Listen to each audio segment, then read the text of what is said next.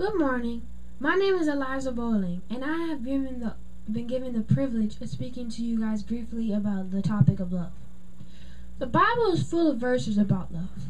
Recently, I attended a wedding and often heard the repeated verse from 1 Corinthians chapter 13, verses 4 through 8 and verse 13.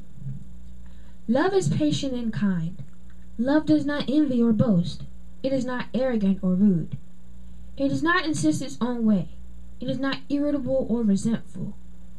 It does not rejoice at wrongdoings, but rejoices with the truth. Love bears all truth. Love bears all things, believes all things, hopes all things, endures all things.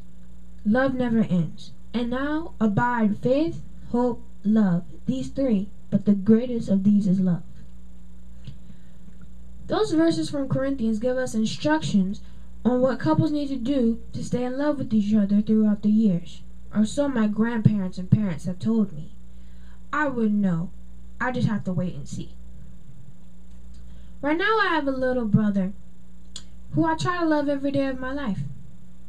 Whenever he takes my stuff without asking or steals the last cold Gatorade, I found that I need to love him. But I found out how to do that written in the 4th chapter of Ephesians, verse 2.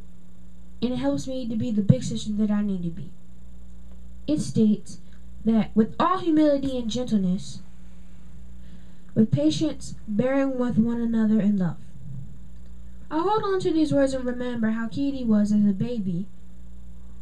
Even now, no matter how much he mistreats me or I mistreat him, we both love each other unconditionally and will always stand up for each other, even against our own parents.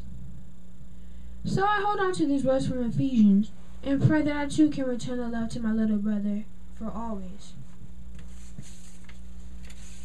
Naturally, the most famous Bible verse is 1 John 3:16. For God so loved the world that his only begotten Son, that whoever loves him or believes in him should not perish but have eternal life. This verse is memorized by most Christians. If you didn't learn John 3:16 by heart in your home, you for sure learned it in church school with your classmates in early elementary class or preschool.